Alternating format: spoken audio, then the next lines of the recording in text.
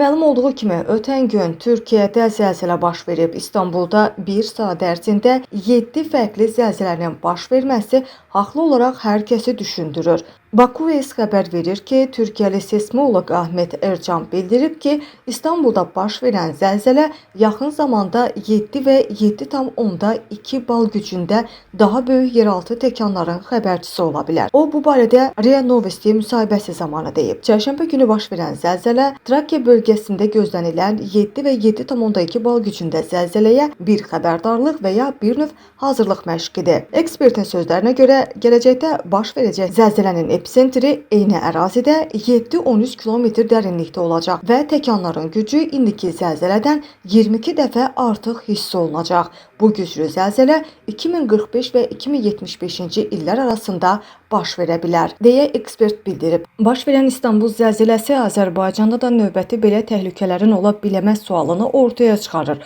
Lakin ekspertlər bildirir ki, İstanbulda baş verəcək zəlzələnin Azərbaycana heç bir təsiri ola bilməz.